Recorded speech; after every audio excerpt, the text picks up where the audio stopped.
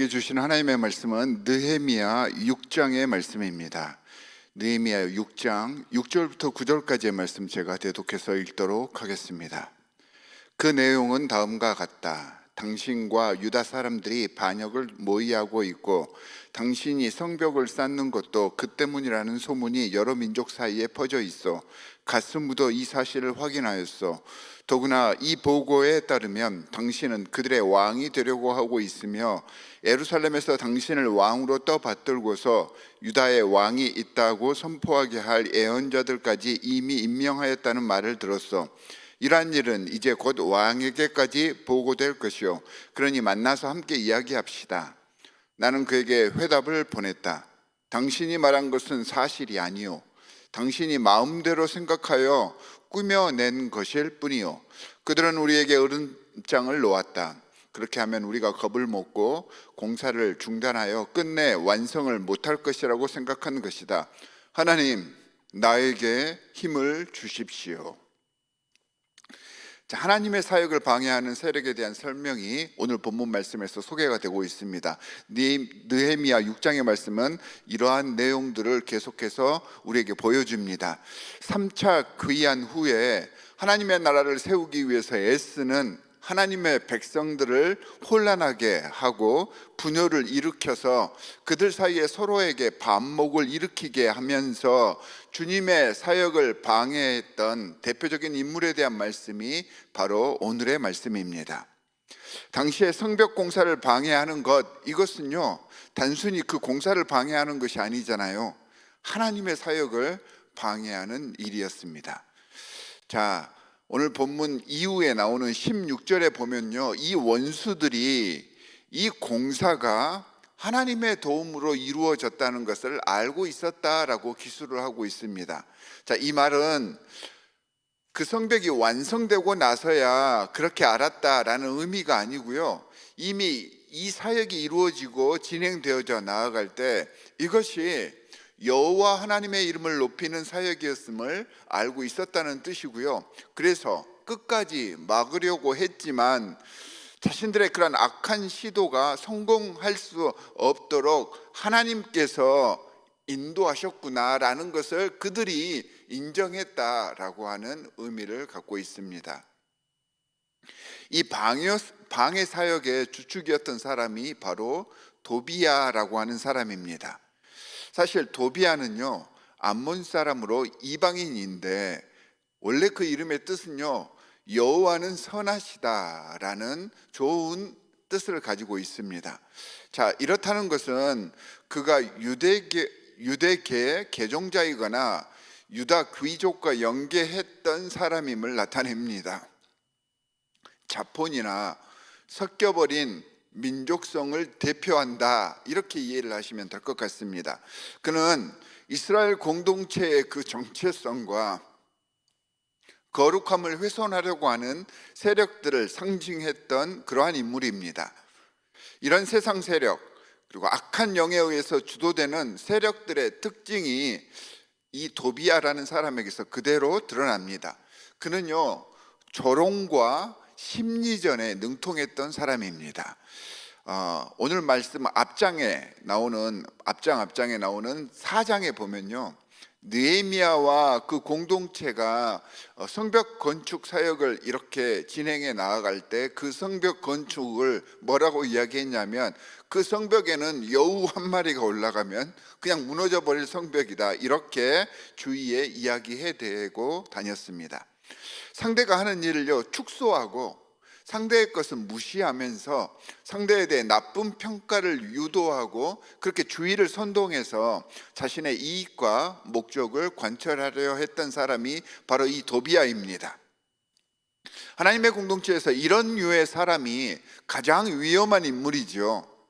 마치 자신은 하나님의 사람인 척하면서 하나님의 음성을 듣는 척하면서 하나님이 제일 싫어하시는 사람을 깎아내리고 내쫓으려고 말을 퍼뜨리고 동조를 구하는 것은 하나됨과 섬김 그리고 인내와 용서를 기초하는 예수 그리스도의 사역을 정면으로 대적하는 행위이기 때문입니다. 이 도비야는요 17절과 18절에서 느헤미야를 헐뜯기 위해 여기저기에 그에 대한 소문을 수집하고 다닙니다. 그리고 이를 토대로 유다의 지도자들과 편지를 주고받으면서 계속해서 느헤미야를 고립하도록 했습니다. 그리고 10절과 13절을 보면 스마야라고 하는 거짓 예언자를 매수합니다. 매수한 이유는요, 느헤미야에 대해서 거짓된 예언을 하게 하고요, 자꾸 거짓된 정보를 느헤미야에게 제공함으로써 느헤미야가 실족하게 하려고 이 거짓 예언자를 매수했던 것입니다. 13절에 보면 그렇게 해서 이제 안팎으로 이런 위협의 정보가 느헤미야에게 가면 느헤미야가 성소로 뛰어들 것이라고 생각을 했는데, 그렇게 하면 대제사장의 신분이 아닌 느헤미야가 성소로 도피하게 해서 율법을 범하게 하려고 이런 짓을 했던 것입니다. 그리고 이런 사실을 퍼뜨리며 느헤미야의 도덕성이나 백성으로부터의 신뢰를 무너뜨리려고 했던 것이 바로 이 도비야의 계략이었습니다. 19절에 보면 계속적으로 음으로든 양으로든 이 느헤미야를 협박해 갑니다.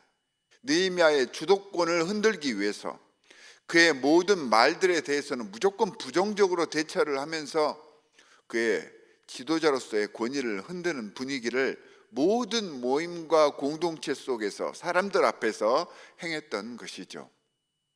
도비야는 분명히 외형적으로 자신이 마치 하나님의 일을 하며 유다 전체 공동체의 친밀한 지원자인 것처럼 행동을 했지만, 실제로 하는 사역은요, 그 속에 내부의 균열을 일으키고 조직을 붕괴시키고 하나님 공동체의 사역들이 온전히 이루어지지 못하도록 하여서 무너뜨리게 하려 했던 사람입니다.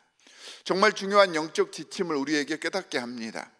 물론 도비야가 일부러 이런 일들을 통해서 개인의 이익을 얻으려고 악한 일을 했을 수도 있겠지만, 또 다른 한편으로는 이 도비야가 그 땅에서 주인처럼 살고 있었던 기존 거민들의 입장을 대변하고 스스로는 하나님의 일을 한다 하면서 그 일에 임했을 수도 있었다는 말입니다. 그러니까 하나님의 일을 한다는 것이 하나님의 뜻에 입각해서가 아니라 자신의 기준과 자신의 판단을 기초로 그렇게 했겠지요. 사실 이것이 무서운 것입니다. 사실 전통이나 신학, 이러한 모든 것들의 기초가 중요한 이유가 여기에 있습니다. 신앙인으로서, 리더로서 온전한 판단을 내리기 위한 기반이 철저하게 준비되어 있지 않았을 때에는 그것은 개인의 판단과 생각이 되어버리고, 이러한 개인의 판단과 생각은 오히려 공동체에 큰 해를 끼칠 수 있다라는 뜻이기 때문입니다. 도비야의 처신과 태도는요, 바로 이런 세상적인 득세 혹은 세상적인 일 처리 방식을 그대로 보여주고 있었습니다. 느헤미야는 이러한 도비야의 계략에 단호하게 맞서며 그럴수록 주님께 기도하며 주님께 매달렸던 것입니다. 그것이 우리가 읽었던 오늘 본문의 말씀입니다. 그들의 폭력적이고 야비한 방식에 그들처럼 똑같이 대응하는 것이 아니라 기도하며 나아갔습니다. 오늘 우리가 읽었던 9절에서처럼 하나님, 나에게 힘을 주십시오, 이렇게 이야기하며 주님께 모든 것을 전적으로 의탁했던 것입니다.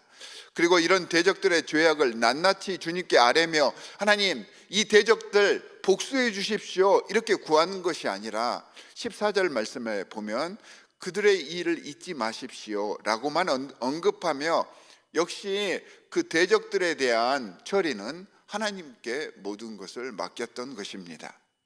잠잠히 기다리며 묵묵히 자신에게 맡겨진 일을 기도함으로 진행해 나갔을 때 하나님께서는 그 사역을 통해 16절에서처럼 그런 대적들의 길을 하나님의 방식으로 꺾이게 하셨던 것입니다. 이것이 하나님 사역이 이루어지는 방식이고요, 또한 우리의 일상 속에서 만나게 되는 모든 관계들에 대한 우리들의 신앙인들의 태도가 되어야 하는 것입니다. 사랑하는 성도 여러분, 어디에든 이런 회방꾼과 거스르는 자들은 존재합니다. 하나님의 일을 하는 동안에도 마찬가지입니다. 때로는 내가 이런 거스르는 자가 될 수도 있습니다. 그럴수록 주님께 나아가십시다. 나를 드러내려 하지 말고 그럴수록 기도하십시다. 그리고 주님이 이 일에 개입하셔서 주께서 일할 수 있도록 그분께 자리를 내어드릴 수 있는 지혜를 장착하시기를 바랍니다. 오늘 하루도 주님이 내 삶의 주인이 되시게 하셔서 거스르는 자들의 유혹과 핍박과 위협에도 당당히 그리고 묵묵히 하나님의 방식으로 대처해 나아갈 수 있는 귀한 하나님의 백성들, 하나님의 사랑받는 자들이 되시기를 주 예수 그리스도의 이름으로 간절히 축원합니다. 우리 함께 기도하도록 하겠습니다. 하나님 아버지 감사합니다. 세상의 방식으로 상대를 대하지 않게 하여 주시옵소서. 느헤미야처럼 힘들고 어려울 때 나를 드러내는 것이 아니라 주님께 오히려 전적으로 맡기고 기도하며 하나님 도와주십시오 라며 주님을 의탁할 수 있는 우리의 영성을 우리에게 허락하여 주시옵소서. 내 스스로가 거스르는 자들이 되지 않도록 주님께서 함께하여 주시사 성령으로 우리를 더욱더 깊은 영성으로 이끌어 주시옵소서. 하나님, 우리 교회를 세워주시고 예배를 통하여서 주님을 만나게 하셨습니다. 하나님, 이제 제자 훈련이 준비되어지고 있는데 이 제자 훈련을 통하여서 하나님에 대해서 제대로 알게 하여 주시고 하나님에 대해서 알기 위해 몸부림치는 모든 성도들이 되어서 제자 훈련에 적극 참여하며 하나님과 함께 동행하는 우리의 신앙생활을 이끌어갈 수 있도록 주께서 우리를 인도하여 주시옵소서. 오늘 하루도 주님 앞에서 온전한 신앙을 이루어갈 줄 믿사오며 주님께서 우리를 이렇게 만들어 줄 기대하며 우리를 구원하신 주 예수 그리스도의 이름으로 기도하옵나이다. 아멘. 하늘에 계신 우리 아버지여, 이름이 거룩히 여김을 받으시오며 나라의 임하옵시며 뜻이 하늘에서 이룬 것 같이 땅에서도 이루어지이다.